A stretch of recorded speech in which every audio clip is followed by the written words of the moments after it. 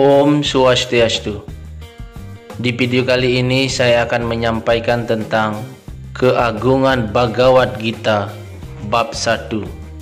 Dikutip dari kitab Gita Mahatmya. Dewi Parwati berkata, "Suamiku tercinta, Anda mengetahui kebebasan spiritual dan atas karuniamu aku telah mendengarkan keagungan personalitas Tuhan Yang Maha Esa, Sri Krishna. Oh suamiku, kini aku ingin mendengarkan keagungan Srimad Bhagavad Gita darimu. Dengan mendengarkan hal itu, cinta bakti seseorang kepada Sri Krishna akan berlipat ganda." Dewa Shiva menjawab, "Sosok itu yang warna tubuhnya gelap seperti awan menjelang hujan, yang kendaraannya raja burung yakni Garuda, yang tempat tidurnya Anantasesa dengan ribuan kepala. Beliau Tuhan Wisnu yang keagungannya tanpa batas. Aku senantiasa memuja beliau. Oh Parwati, pada suatu hari setelah Tuhan Wisnu membunuh raksasa Mura, beliau beristirahat dengan tenang di atas Anantasesa, dan pada saat itu Sri Laksmi memberi segala keberuntungan alam semesta dengan hormat bertanya kepada beliau, 'Begawan, Andalah pengendali dan pemelihara seluruh alam semesta. Namun tetap saja Anda berbaring dengan sedih di lautan susu ini. Mengapa?' Tuhan Wisnu berkata, 'Laksmi yang kucintai, aku tidak tidur, tetapi mengawasi betapa hebatnya cara kerja energiku. Dengan energiku hebat inilah aku mengendalikan segala-galanya. Tetapi tetap saja aku terpisah.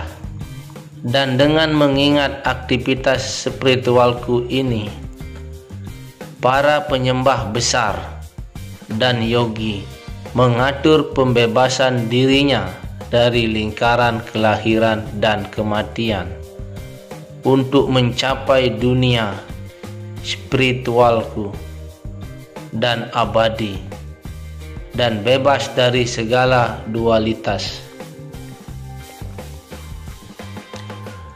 Dewi Laksmi berkata, 'Oh pengendali segala hal, Andalah tujuan meditasi para yogi besar. Tak ada kegiatan tanpa Anda. Namun tetap saja terpisah. Andalah sebab penciptaan, pemeliharaan dan peleburan seluruh alam material. Dengan hormat, beritahulah aku tentang cara kerja energi hebatmu yang demikian menarik. Padahal Anda sendiri berbaring di sini merenungkan hal itu.' Dewi Laksmi, sayangku, mekanisme kerja energiku yang berlipat ganda, bagaimana caranya bebas dari lingkaran kelahiran dan kematian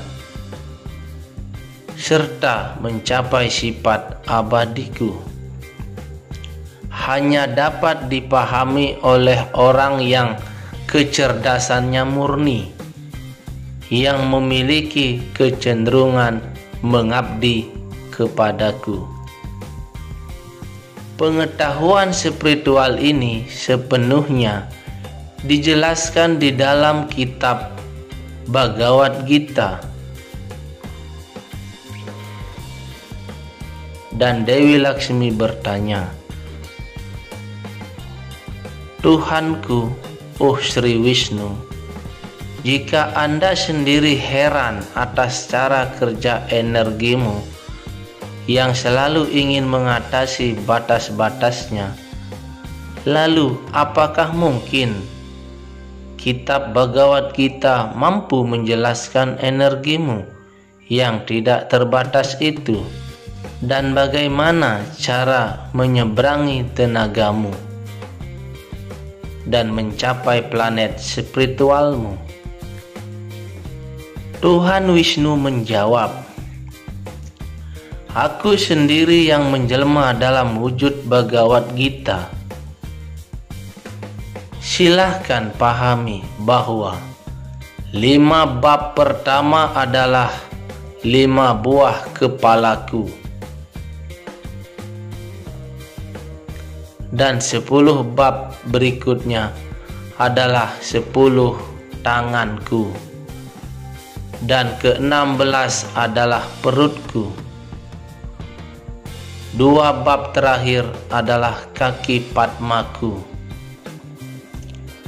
Dengan cara seperti itulah engkau harus memahami arca spiritual Bhagavad Gita. Kitab Bhagavad Gita ini adalah penghancur segala dosa.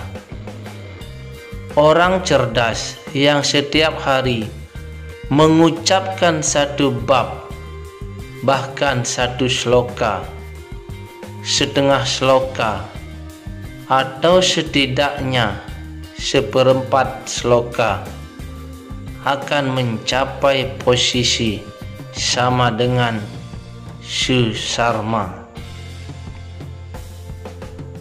Dewi Laksmi bertanya kembali, "Siapakah Susarma?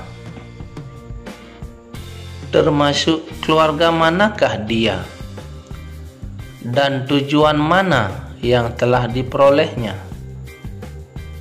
Tuhan Wisnu menjawab, "Laksmi sayangku, Susarma adalah orang amat jahat dan tentunya amat berdosa. Meskipun dia lahir dalam keluarga Brahmana, tetapi keluarganya tidak berpengetahuan Weda, dan Susarma sendiri hanya bersenang-senang dengan menyakiti pihak lain. Dia tidak pernah mengucapkan namaku, tidak pernah berdana punya, juga tidak pernah menerima tamu. Memang sesungguhnya dia tidak pernah berbuat baik. Untuk kehidupannya, dia mengumpulkan daun-daun lalu dijualnya di pasar. Khususnya, dia senang minum anggur dan memakan daging. Demikianlah pada suatu hari, Susarma pergi ke ladang seseorang resi dengan maksud mencari daun-daunan. Tiba-tiba dia digigit ular dan meninggal. Badan Susarma mati. Jiwatman atau atmannya terlempar ke sana kemari di berbagai neraka yang dia jalani dalam kurun waktu yang sangat panjang. Akhirnya atmannya lahir kembali dengan badan seekor sapi. Sapi itu sesuai dengan hukum karma dipelihara oleh orang pincang. Disitulah sapi itu mengabdikan hidupnya. Selama kurang lebih 7 tahun, sapi itu menjadi pengangkut badan berat. Pada suatu hari, si pincang memelihara sapi itu, menaruh beban amat berat di punggungnya. tatkala tiba-tiba sapi itu pun roboh, tidak sadarkan diri. Banyak orang berkumpul di sana untuk menyaksikan kejadiannya. Merasa sedih memikirkan sapi itu. Di antara kerumunan orang itu ada satu orang saleh yang bersedia memberikan hasil salehnya kepada sapi. Melihat hal itu, orang-orang lain yang berdiri di sana mulai mengingat kegiatan bajiknya masing-masing dan memberikan pahala tersebut kepada sapi. Di antara mereka hadir pula seorang pelacur yang sama sekali tidak mengetahui apakah dia pernah berbuat amal saleh dalam kehidupannya selama ini. Tetapi menyaksikan setiap orang yang hadir di sana secara sukarela memberikan segala pahala kebaikannya kepada sapi. Maka pelacur itu pun dengan sukarela siap menyerahkan karma baik yang mungkin pernah dia lakukan.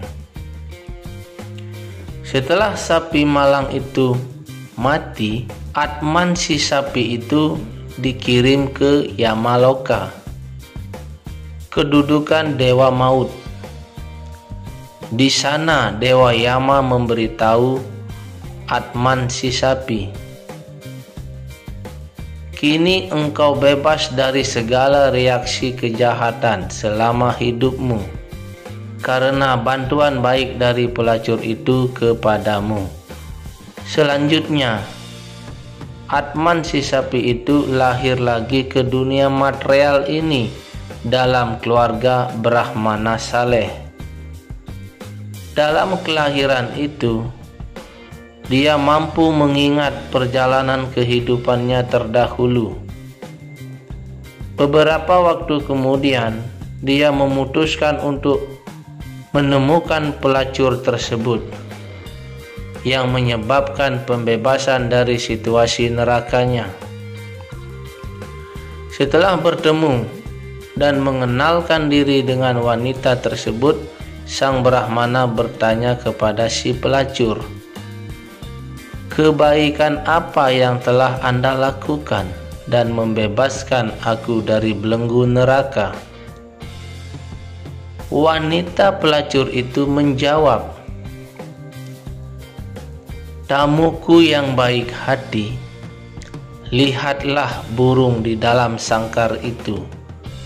Burung itu burung beo. Setiap hari kakak tua itu mengatakan sesuatu. Dengan mendengarkan ucapannya itu, hatiku sepenuhnya disucikan. Hasil mendengarkan pengucapan itulah yang aku berikan kepadamu." Kemudian mereka berdua bertanya kepada kakak tua itu tentang kalimat yang diucapkannya. Dengan mengingat kehidupan terdahulunya, kakak tua mulai merangkai sejarahnya. "Sebelum aku lahir sebagai seorang Brahmana terpelajar, tetapi aku bersifat sangat iri. Sifat iri hatiku sangat besar. Setelah mati, aku mendekam di banyak neraka. Setelah lama menjalani penderitaan di neraka, lahirlah aku sebagai burung kakak tua. Karena dosa-dosa masa laluku, ayah, ibuku mati ketika aku bayi. Pada suatu hari, tatkala aku tergolek di atas pasir panas tanpa perlindungan, beberapa orang resi melihatku. Aku dipungutnya, dibawanya ke asramanya, lalu dipelihara di dalam sangkar. Di tempat itu pula anak-anak para resi giat belajar, yaitu mengucapkan bab pertama kitab Bhagavad Gita, mendengarkan pengucapan sloka-sloka bab 1 Bhagavad Gita setiap hari. Aku pun mulai menirukan ucapan mereka. Beberapa waktu kemudian, seorang pencuri memindahkan aku dari sana, dan aku pun dijualnya kepada seorang wanita saleh. Dengan mengucapkan bab pertama kitab Bhagavad Gita, burung kakak tua itu sepenuhnya disucikan. Dan dengan mendengarkan kata-kata burung kakak tua itu, pelacur itu pun sepenuhnya disucikan.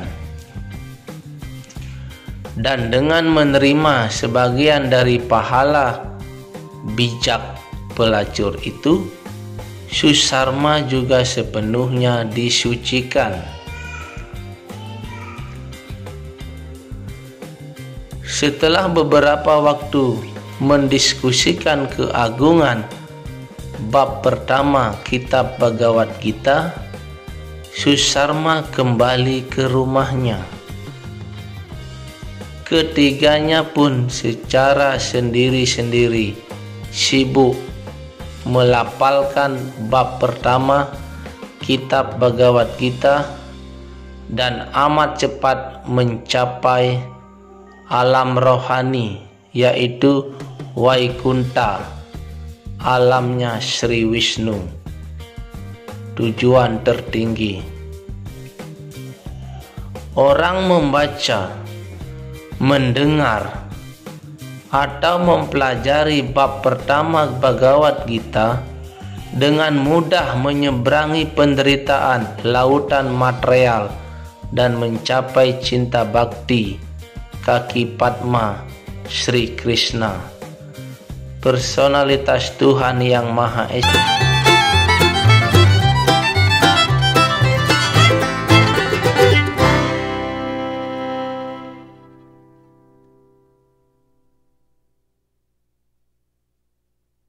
Dan terima kasih.